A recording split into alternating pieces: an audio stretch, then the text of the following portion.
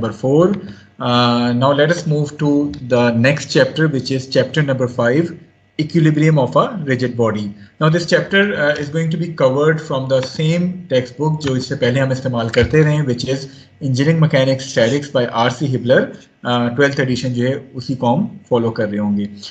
The topics which we would be covering in this chapter are flashed here. Basically अगर हम इस chapter की बात करें तो this chapter comprises of two major topics. The first one is equation या conditions of equilibrium. 2 dimension में हम discuss कर रहे होंगे. आज के लेक्चर में हम यहाँ से स्टार्ट करेंगे और मोस्ट लाइकली नेक्स्ट वीक फिर हम 3 डायमेंशन में इक्विलिब्रियम की बात कर रहे होंगे. लेकिन ये इक्विलिब्रियम हम बात करेंगे ऑफ अ रिजिड बॉडी. अगर आपको याद हो इससे पहले चैप्टर नंबर 3 में हमने इक्विलिब्रियम ऑफ अ पार्टिकल की बात की थी. So do you remember what were the conditions for equilibrium of a particle? Chapter number 3 याद है किसी को? The sum of all the forces 0. That's correct. So चूंकि हम पार्टिकल की बात कर रहे थे उसमें हम कोई भी ऑब्जेक्ट को नेग्लिजिबल साइज का कंसिडर करते थे तो हम उसमें सिर्फ और सिर्फ एक कंडीशन अप्लाई कर रहे होते थे और वो कंडीशन क्या थी कि there shouldn't be any unbalanced force acting on that particle. In other words, the sum of all the forces acting on the particle should be equal to 0. हमने 2 डायमेंशन में उस पार्टिकल के इक्विलिब्रियम देखा था और फिर हमने 3D में भी उस पार्टिकल को इक्विलिब्रियम में कंसीडर करके इसी फोर्स को वेक्टर फॉर्म में अप्लाई कर दिया था. However, once we are considering a rigid body, then that rigid body should definitely have some size. उसका weight होगा तो हमने उसके साइज को, शेप को देखते हुए बाकी तमाम प्रॉपर्टीज जो है वो इसमें शामिल करनी होती हैं. So this particular chapter is basically equilibrium of a rigid body. So first of all, आज हम थोड़ा सा कंडीशंस ऑफ इक्विलिब्रियम की बात करेंगे कि रिजिड बॉडी में पार्टिकल के हवाले से अगर देखा जाए तो क्या डिफरेंस होता है कंडीशंस ऑफ इक्विलिब्रियम का, और फिर हम जो है वो 2 डायमेंशन पे फोकस करेंगे और 2 डायमेंशन में किसी भी रिजिड बॉडी की फ्री बॉडी डायग्राम कैसे बनाते हैं, इक्वेशंस ऑफ इक्विलिब्रियम कैसे अप्लाई करते हैं, सपोर्ट रिएक्शंस किस तरह आते हैं, ये तमाम चीज़ें जो है वो आज हम डिस्कस कर रहे होंगे. Okay, so in order to understand the condition for equilibrium of a rigid body, let us consider a rigid body which is shown to you on the right hand side of the slide. This rigid body is acted upon by 4 forces F1, F2, F3 and F4 and 2 couple moments M1 and M2. Now in order to develop both the necessary and sufficient conditions for equilibrium of this rigid body, we need to apply the or first of all we need to reduce this system of forces and couple moments to a single resultant force and couple moment ताकि हम उसको जो है वो model करना उसको आसान हो जाए. So the internal forces की हम बात नहीं करते because the internal forces between particles जो हैं they are not shown here. वजह क्या है कि इससे पहले भी हमने बात की थी, जो इंटरनल फोर्सेस होती हैं they always occurs in equal and opposite collinear pairs, so the net effect is going to be equal to 0 as per the Newton's third law of motion. So once we can simplify this system, simplify कैसे कर सकते हैं हम इस system को single force और couple moment पे? Sir अभी जो की है अभी जो लास्ट टॉपिक की है उसकी मदद से. So using that last topic we can simplify this system to a single equivalent resultant force and couple moment at any arbitrary point O on or off the body. तो ये आपके पास original system given था, हमने इस system को reduce कर दिया to a single resultant force Fr and a single resultant moment MRO. Now if this resultant force and couple moment are both equal to 0, only then this rigid body is said to be in equilibrium. So for a rigid body to be in equilibrium, we need to satisfy these 2 conditions. That is, there shouldn't be any unbalanced force acting on the rigid body, that is summation F should be equal to 0, plus there shouldn't be any unbalanced moment acting on the rigid body as well, that is MRO should also be equal to 0. अगर हम particle की बात करें तो particle के लिए हम सिर्फ ये वाली कंडीशन जो है वो अप्लाई करते थे, लेकिन रिजिड बॉडी के लिए हम मोमेंट्स की कंडीशन भी अप्लाई करते हैं. वजह क्या है कि सपोज मैं आपसे कहता हूँ कि आपके पास एक अदद रिजिड बॉडी है और इसके ऊपर एक फोर्स F एक्ट कर रही है और दूसरी फोर्स ये एक्ट कर रही है विच इज -F. तो अगर मैं इस पे एक कंडीशन अप्लाई करूंगा समेशन F इक्वल टू 0 तो वो तो सेटिस्फाई हो जाएगी because both these forces are equal and opposite to each other. लेकिन चूंकि ये दोनों फोर्सेस एक परपेंडिकुलर डिस्टेंस के हवाले से एक दूसरे से फासले पे हैं तो ये दोनों कपल बना रही होंगी और ये रिजिड बॉडी जो है वो रोटेट कर जाएगी अबाउट सम पॉइंट। तो इसमें हमें रिजिड बॉडी को इक्विलिब्रियम में रखने के लिए ज़रूरी है कि ना सिर्फ तमाम फोर्सेस बैलेंस हो बल्कि तमाम कपल मोमेंट्स भी जो है वो बैलेंस हो। So there shouldn't be any unbalance force और couple moment acting on the rigid body, only then that particular rigid body would be term to be in equilibrium. Is this point clear to all of you? ये condition clear है देखो।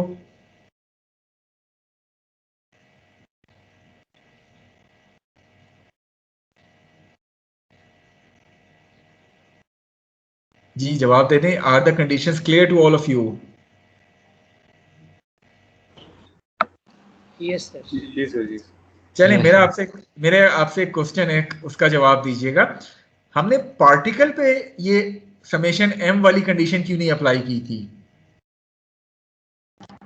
Sir क्योंकि उसका जो radius बहुत कम होता है तो सर पार्टिकल का कोई साइज तो नहीं होता ना, तो फिर उस पे मोमेंट कैसे लगता है? पार्टिकल तो बेसिकली पॉइंट मैस होता है, तो पॉइंट मैस जब होगा तो उसपे जितनी भी फोर्सेस एक्ट कर रही होंगी वो उसी पॉइंट से पास हो रही होंगी, तो मोमेंट तो बनेगा ही नहीं। ठीक है, जी सर। तो इसीलिए जब हम पार्टिकल की इक्विलिब्रियम की बात करते हैं चैप्टर नंबर 3 में, तो हम सिर्फ और सिर्फ समेशन F इक्वल टू 0 वाली इक्वेशन या कंडीशन अप्लाई करते थे। जब हम रिजिड बॉडी की बात करेंगे इस चैप्टर नंबर 5 और ऑनवर्ड्स, तो उसमें हमें ना सिर्फ फोर्सेस को बैलेंस करना पड़ेगा बल्कि साथ साथ मोमेंट्स को भी जो है वो बैलेंस करना पड़ेगा। Only then that rigid body would be in equilibrium. So when applying these equations, it will be assumed that the body remains rigid. अच्छा, rigid body की definition हमने शुरू में पढ़ी थी कोर्स के। What is a rigid body? क्या आप बता सकते हैं?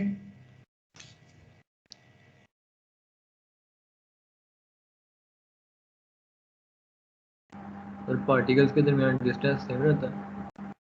पार्टिकल्स के दरमियान डिस्टेंस सेम रहता है। In other words, a rigid body is a body which is incapable of any deformation once some load is being applied on it. ठीक है, कि उसमें डिफॉर्मेशन जो है वो पॉसिबल नहीं है। क्या आप ये बता सकते हैं actually is there any body which can be termed as 100% rigid? No sir. नहीं सर। जब भी आप किसी भी बॉडी के ऊपर कोई लोड अप्लाई करेंगे तो डेफिनेटली उसमें डिफॉर्मेशन किसी ना किसी हद तक होगी, but since most of the engineering materials, जैसे हम स्टील की बात करें, कंक्रीट की बात करें या और कोई इंजीनियरिंग मटेरियल की बात करें, चूंकि उसमें डिफॉर्मेशंस इतनी छोटी होती हैं कि जनरली हम उन डिफॉर्मेशंस को निग्लेक्ट करके उस बॉडी को एज अ रिजिड बॉडी के तौर पे अज्यूम कर सकते हैं। यही वजह है कि स्टैटिक्स या डायनेमिक्स में आप जितनी बॉडीज कंसिडर करेंगे वो सारी की सारी हम रिजिड बॉडी के तौर पे अज्यूम कर रहे होंगे। हाउएवर जब आप मैकेनिक्स ऑफ मटेरियल के कोर्स पे जाएंगे उसमें फिर आप स्ट्रेसेस, स्ट्रेन और बाकी चीज़ें जब पढ़ लेंगे तो उसके बाद आप एक्चुअल जो डिफॉर्मेशंस हैं, बेशक वो छोटी भी हैं, तो उनको अपने एनालिसिस में जो है वो मॉडल कर रहे होंगे। लेकिन जहां तक ताल्लुक स्टैटिक्स या डायनेमिक्स का है तो all those materials are going to be considered as rigid because the deformations are small as compare to the overall size of the rigid body. So I hope that the conditions of equilibrium for a rigid body are clear to all of you.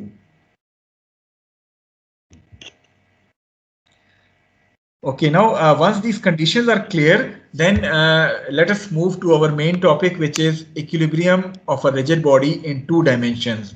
Now, in order to start this topic, सबसे पहले हम 2 dimensional force system किस तरह define करते हैं। इससे पहले हम chapter 2, 3, 4 में ये कर चुके हैं।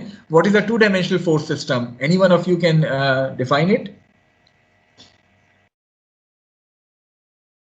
plane with an xy plane जो limited हो।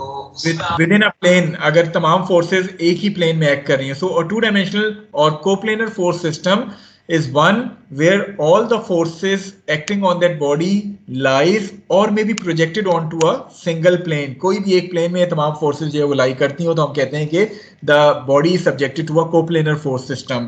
Moreover, चूंकि हम rigid body की बात कर रहे हैं, any couple moments acting on the body are basically directed perpendicular to that plane, यानी जिसमें forces lie करती हैं, आपकी moment जो है वो as per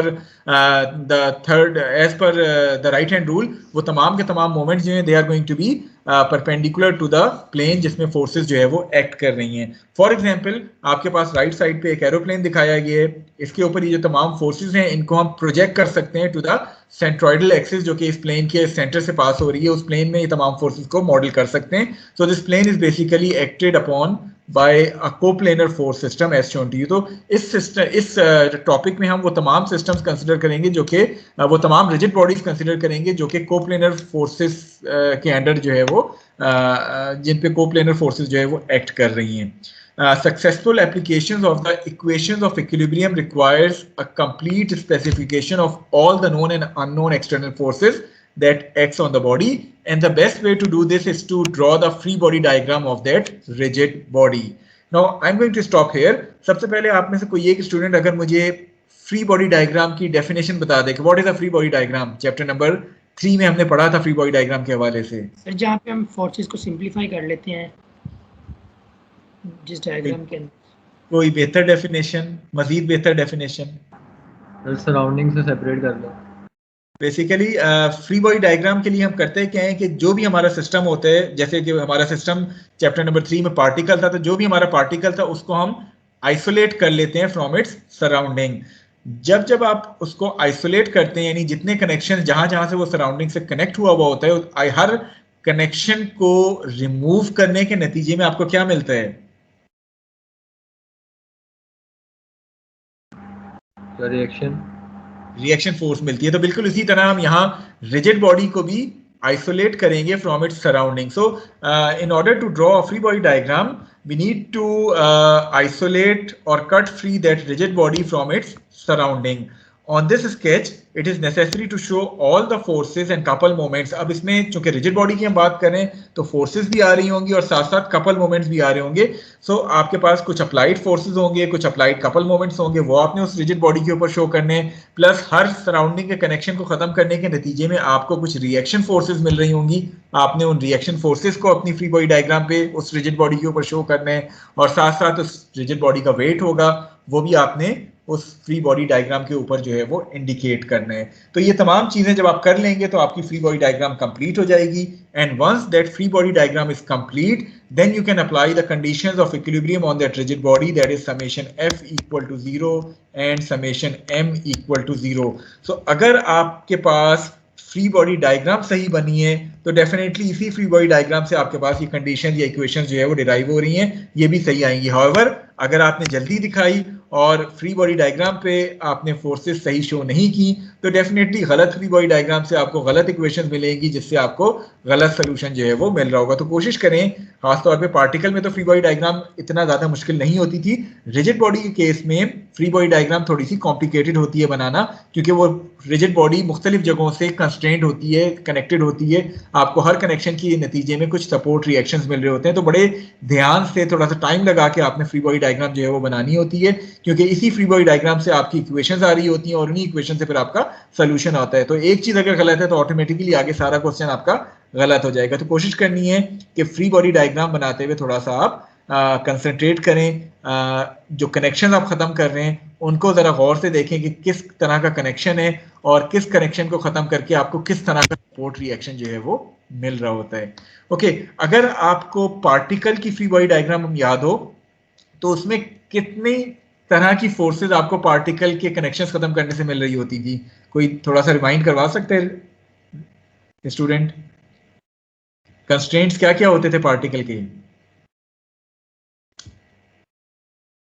सर उसकी टेंशन और उसका वेट।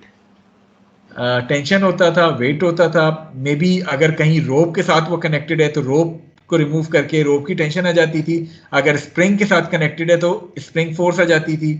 अगर इसके अलावा और कोई पार्टिकल के कनेक्शन की बात की थी आपने?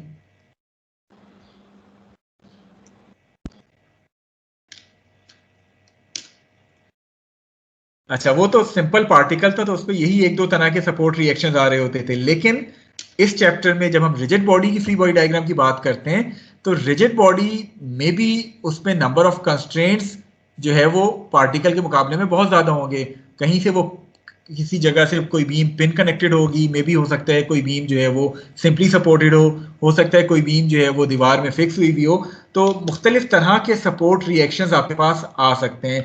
आपके लिए ज़रूरी है कि उस सपोर्ट रिएक्शंस को आपने समझा हुआ हो कि किस किस्म की सपोर्ट से हमें कौन सा रिएक्शन मिलता है, ताकि आप फ्री बॉडी डायग्राम जो है वो एक्यूरेट बना सकें। अब ये सपोर्ट रिएक्शंस को समझने के लिए जो दो रूल्स हैं ये लाजमी हर एक को जो है वो याद होने चाहिए। मैंने इसीलिए इन दोनों रूल्स को जो है वो येलो से हाईलाइट कर दिए।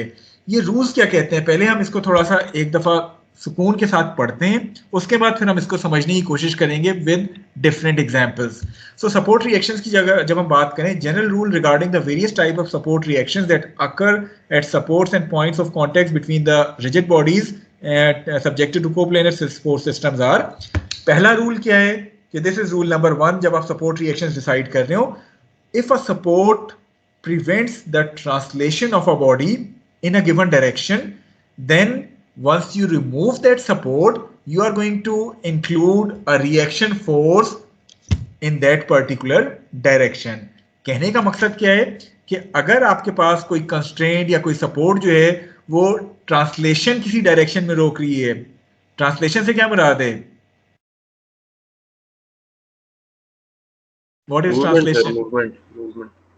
मूवमेंट, यानी आपके पास एक्स वाई जी एक्सिस के अलॉन्ग मोशन की हम बात कर रहे हैं। सो अगर कोई सपोर्ट किसी डायरेक्शन में ट्रांसलेशन को रेस्ट्रिक्ट कर रही है, इट मींस कि जब आप वो सपोर्ट रिमूव करेंगे तो एज अ रिएक्शन के तौर पे आप जो ट्रांसलेशन रुक रही है उस डायरेक्शन में एक अदद रिएक्शन फोर्स जो है वो इंक्लूड करेंगे। ये पॉइंट हर एक को समझ आया है?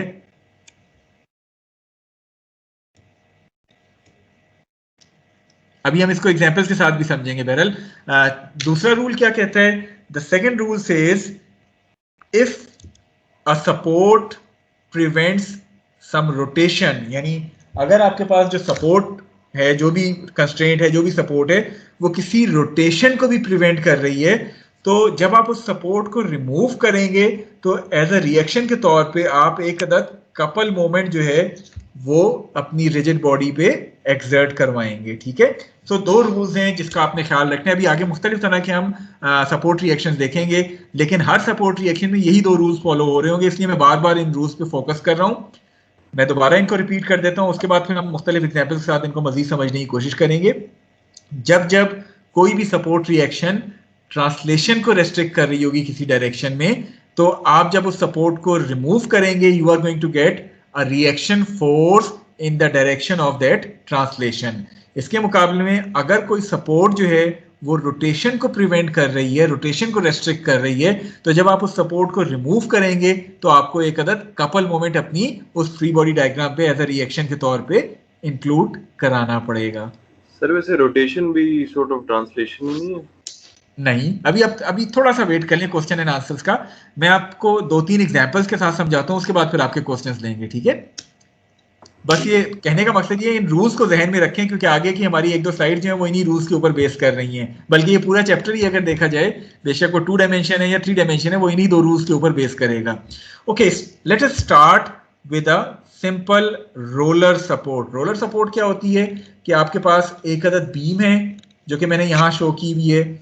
आपने इस बीम को, मैं लेफ्ट साइड की बात नहीं कर रहा कि क्या सपोर्ट है, राइट साइड के जो एंड है उसको एक अदद आपने रोलर से सपोर्ट कर दिया है, और बीम और ग्राउंड के बीच में एक तरह से आपके पास ये रोलर लगा हुआ है जो कि बीम को सपोर्ट कर रहा है। Okay, now this roller which is being shown to you with this green circle, ये रोलर जो है ये इस बीम की ट्रांसलेशन को किस डायरेक्शन में रेस्ट्रिक्ट कर रहा है? Downward. So basically it is restricting the translation of this beam along the y-axis. अगर मैं 2 डायमेंशन कर रहा हूँ, ये मेरे पास xy प्लेन है, so y-axis के along ट्रांसलेशन को रोक रहे हैं, isn't it? सर इसे क्लॉकवाइज रोटेशन भी नहीं बोल सकते? नहीं, फिलहाल रोटेशन की मैं आपसे बाद में बात करता हूँ। Just wait for a minute, मुझे एक या 2 स्लाइड्स चलाने दें, उसके बाद फिर मैं आपकी रोटेशन की बात करूंगा। ठीक है, तो ये ट्रांसलेशन रोक रहे हैं अलोंग द वाई एक्सिस। सो जब मैं इस रोलर को रिमूव करूंगा तो इसका मतलब क्या है कि मुझे एक अदद सपोर्ट रिएक्शन जो है वो शामिल करना पड़ेगा। तो मैं इस फ्री बॉडी डायग्राम बना रहा हूँ इस बीम की, मैंने इसको आइसोलेट करना है। आइसोलेट करने का क्या मतलब है? मैंने इस रोलर को रिमूव करना है, यार बीम और रोलर का जो कनेक्शन है इसको एक तरह से खत्म करना है। तो जब मैं रोलर को हटाऊंगा तो पहला रूल क्या कहता है कि अगर ट्रांसलेशन रुक रही है किसी डायरेक्शन में तो मुझे उस डायरेक्शन में एक अदद रिएक्शन फोर्स मिल जाएगी। सो ये आर या एफ जिससे भी आप रिप्रेजेंट करना चाहिए, ये रिएक्शन फोर्स मिलेगी along that particular axis जिसके along translation restrict हो रही है. Is this point number 1 clear to all of you?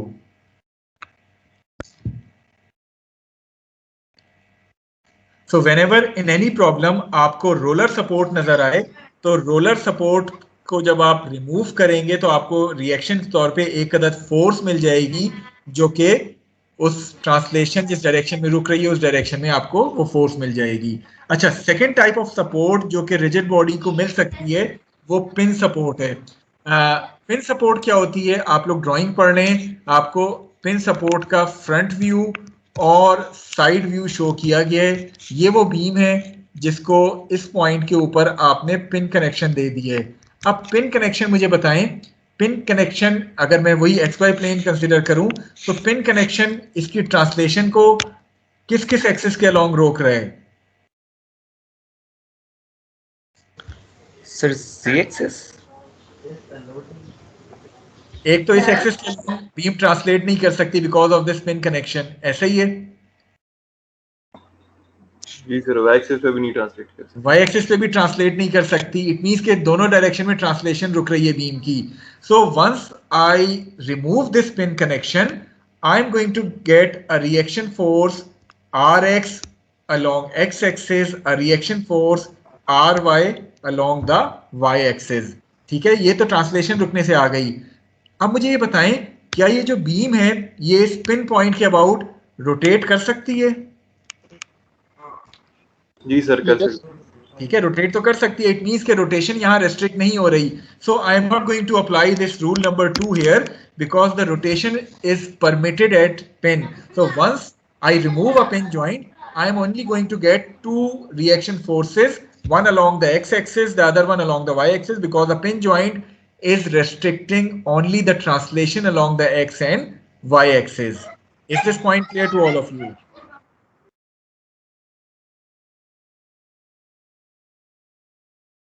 Yes, sir.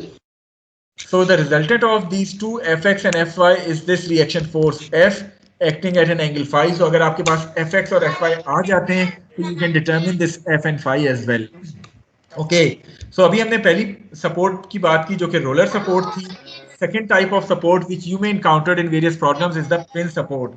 The third type of support which you may encounter in various problem is a fixed support. ये तीन common types की support हैं. Fix support क्या होता है? थोड़ा सा गौर से इस फिगर को देखें.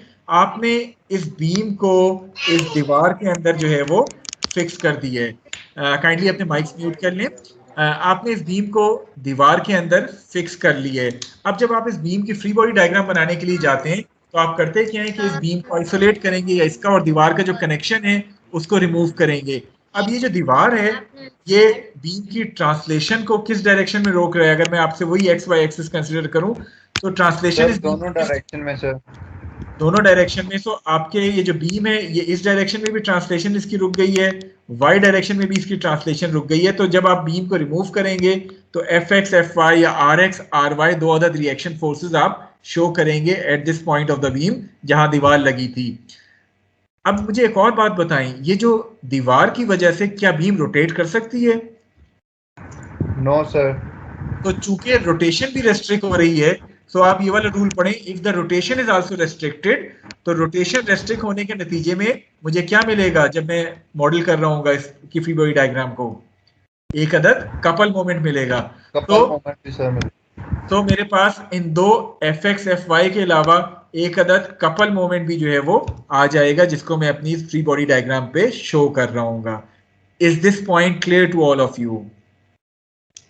तो ये पॉइंट यस सर. सर पिछली काइंडली एक दफा स्लाइड कीजिएगा सर. इससे सर ये सर इसमें जो रोटेशन है सर वो एक डायरेक्शन में नहीं, मतलब सर वो नीचे तो नहीं मूव कर सकता ना, तो उससे फर्क नहीं पड़ता सर? नहीं, देखें मतलब पिन लगते हैं. हम बेसिकली जो रोटेशन की बात करें it is rotation within the XY plane, isn't it? Yes sir. ठीक है, तो XY प्लेन में तो ये रोटेट कर सकता है. अब नीचे जा सकता है नहीं, हो सकता है खाली जगह हो तो ये नीचे भी जा सकता है, इस डायरेक्शन में भी जा सकता है. तो ये तो फ्री टू रोटेट है about the pin point. Okay sir. आप अगर साइड व्यू देखें तो ये वो सेंटर एक्सिस है पिन की. ठीक है, तो इस एक्सिस के अबाउट ये रोटेट कर सकता है इन एनी डायरेक्शन. ठीक है,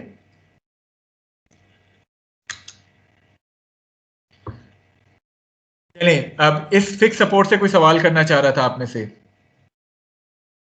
सर इसकी रोटेशन हमें कैसे पता कि ये एंटी क्लॉकवाइज या क्लॉकवाइज शिफ्ट कर रही है, तो हम दोनों मूवमेंट लगाएंगे सर? देखें, मैं एक्सपेक्ट ही करता कि कोई ना कोई ये क्वेश्चन लाजमी पूछेगा। ओरिजिनल जो बुक वाले ने मूवमेंट बनाई है वो किस डायरेक्शन में बनाई है? ब्लू से क्लॉकवाइज वो। मैंने किस डायरेक्शन में बनाई है? Anti counter clockwise. क्लॉकवाइज। चलें, अभी मुझे जिसने क्वेश्चन किया है, मेरा आपसे एक क्वेश्चन है। अगर हम चैप्टर नंबर 3 पे जाते हैं, जब हम पार्टिकल की फ्री बॉडी डायग्राम बना रहे थे, उसमें जो अननोन्स होते थे आप उनके साथ क्या करते थे? किस डायरेक्शन में उनको अज्यूम करते थे? पॉजिटिव डायरेक्शन में। और फिर जब आप कंडीशंस ऑफ इक्विलिब्रियम अप्लाई करते थे और आपके उस अननोन की वैल्यू पॉजिटिव आ जाती थी, उसका मतलब क्या होता था? Counter clockwise. मतलब ये होता था कि आपकी अजम्पशन करेक्ट है। हाउएवर अगर उस अननोन की वैल्यू नेगेटिव आ जाती थी तो उसका मतलब क्या होता था कि आप अपनी अजम्पशन को रिवर्स कर देते थे। ऐसा ही था? Yes sir. तो यहां भी जितने सपोर्ट रिएक्शंस होंगे ना, ये सारे के सारे अननोन्स होते हैं। आपके पास ये फोर्सेस भी और ये कपल मोमेंट भी, ये तमाम के तमाम अननोन क्वांटिटीज हैं, अननोन रिएक्शंस हैं।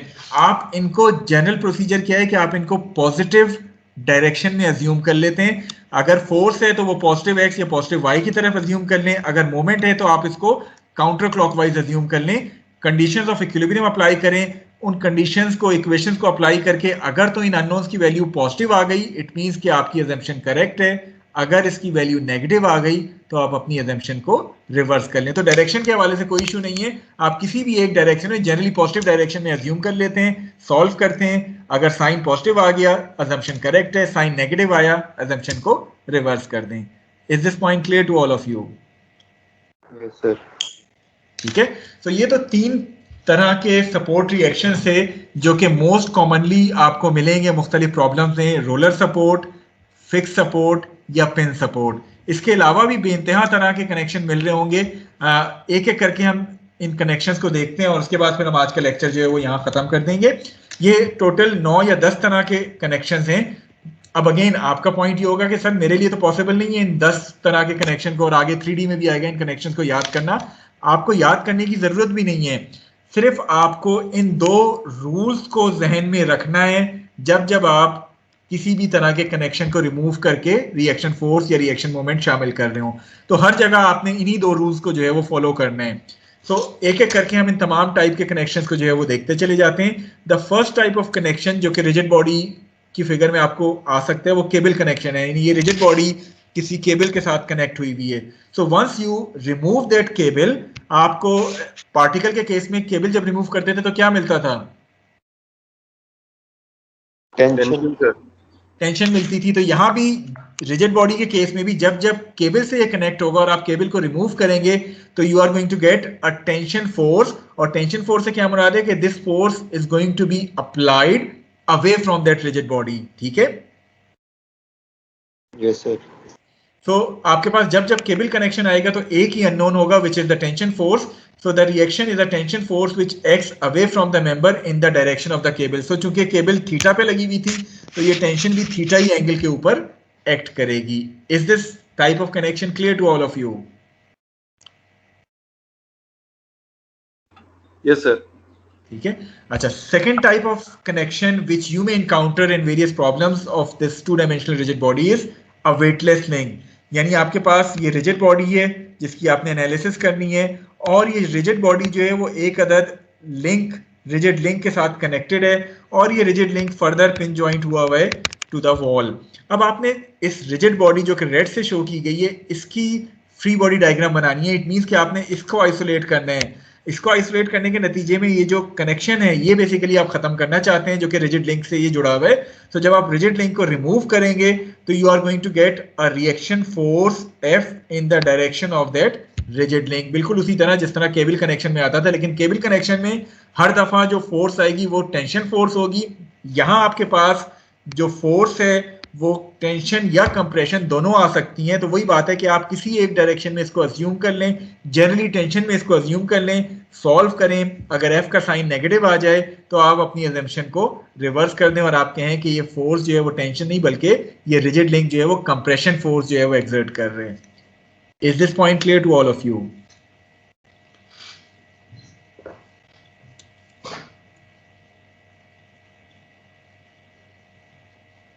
क्लियर है?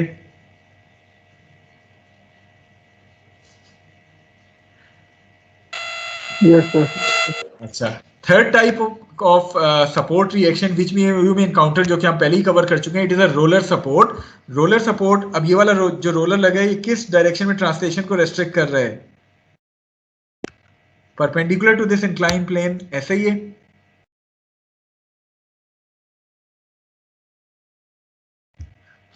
Yes sir.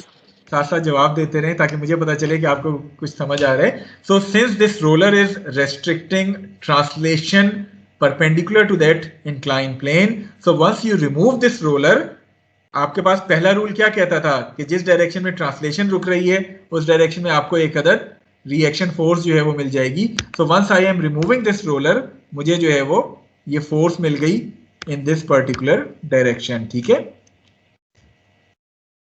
Is it clear to all of you, roller support?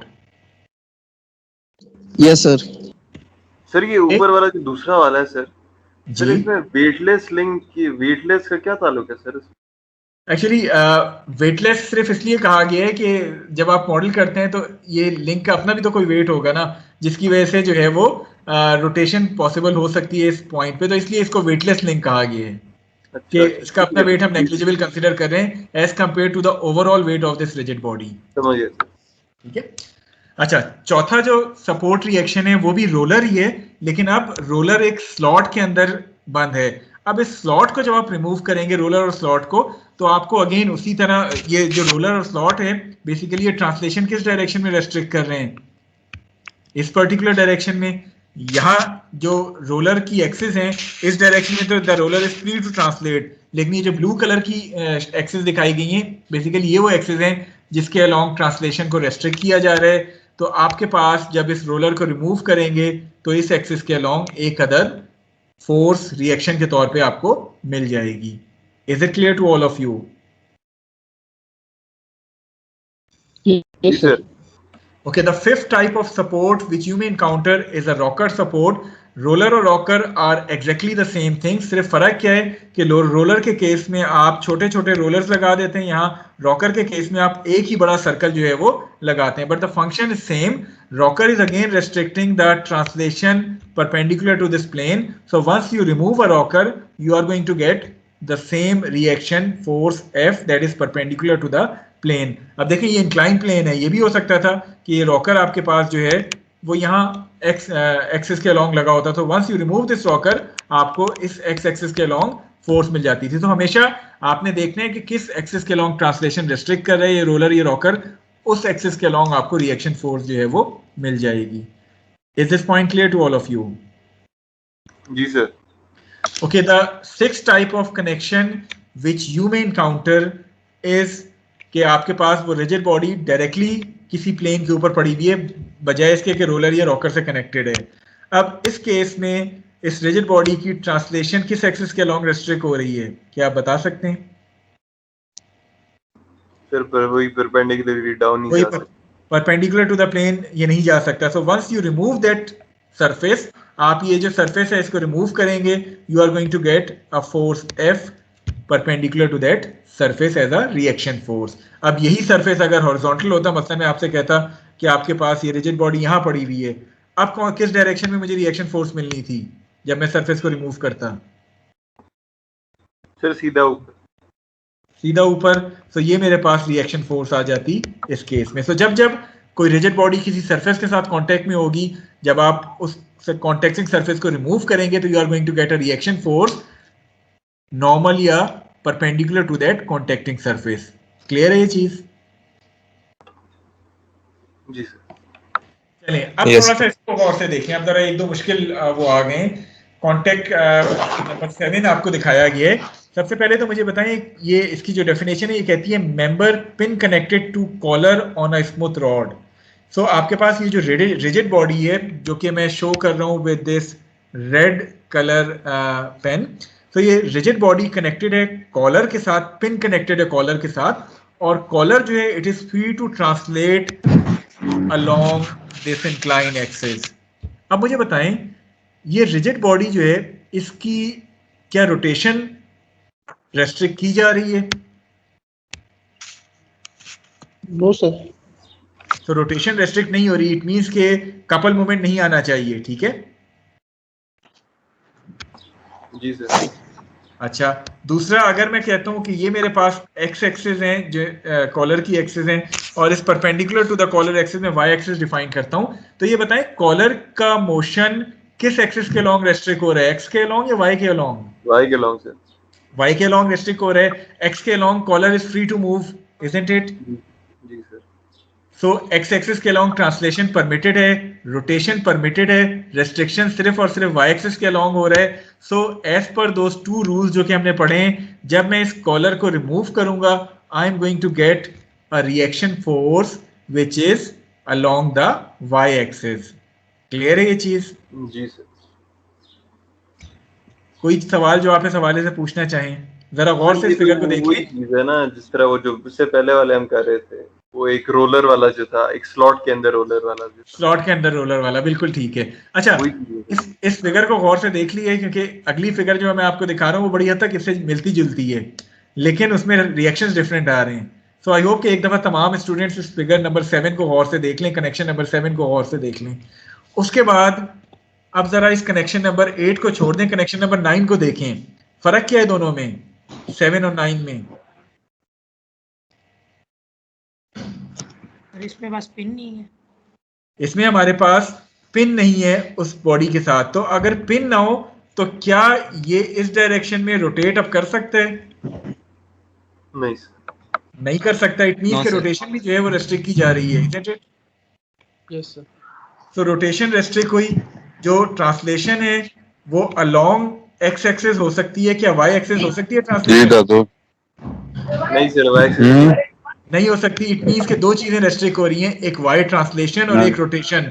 So Y translation जो रेस्ट्रिक्ट हुई उसको मैंने मॉडल करने के लिए ये रिएक्शन फोर्स आर शो कर दी, और रोटेशन जो रेस्ट्रिक्ट हुई उसके लिए मैंने ये कपल मोमेंट एम शो कर दिया। Is this point clear to all of you?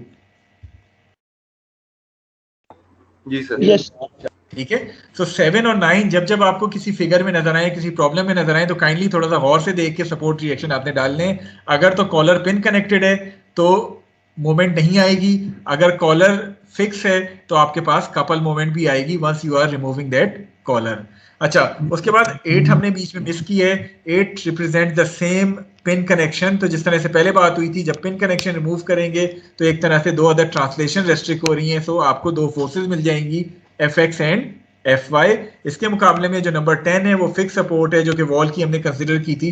जब आप वॉल को रिमूव करेंगे तो आपको दो अदद ट्रांसलेशन और साथ साथ एक अदद रोटेशन मिल रही होगी।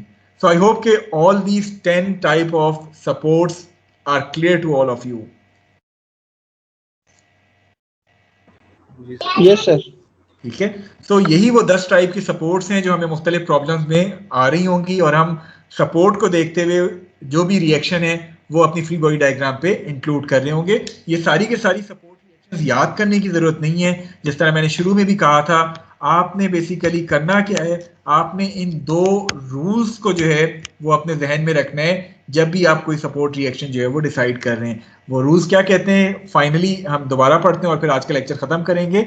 ये दो रूल्स कहते हैं कि जब भी कोई सपोर्ट किसी ट्रांसलेशन को रेस्ट्रिक्ट कर रही है, आप उस सपोर्ट को अगर रिमूव करते हैं तो you are going to get a reaction force in the direction of that translation जो रेस्ट्रिक्ट हो रही है। इसी तरह अगर कोई सपोर्ट रोटेशन को रेस्ट्रिक्ट कर रही है, जब आप उस सपोर्ट को रिमूव करेंगे you are going to add a couple moment in your free body diagram. तो ये दो रूल्स आप याद रखें, इंशाल्लाह आपकी फ्री बॉडी डायग्राम जो है वो सही बनेगी हमेशा। So any point which you want to ask now? Sir जो रिएक्शन फोर्स होती है सर, वो ट्रांसलेशन की डायरेक्शन के ऑपोजिट होती है ना, सेम डायरेक्शन, आपने अभी सेम डायरेक्शन बोला था। देखें चूंकि अननोन, मैंने आपको पहले भी कहा था, ये बेसिकली सपोर्ट रिएक्शंस अननोन होते हैं, तो अननोन को जनरली हम पॉजिटिव डायरेक्शंस में अज्यूम कर लेते हैं, सॉल्व करें, साइन पॉजिटिव आ गया, अजम्पशन करेक्ट है, साइन नेगेटिव आ गया, रिवर्स योर अजम्पशन। ठीक है, ठीक। Any other thing which you want to ask? Okay, so with this, let me stop the recording of today's lecture.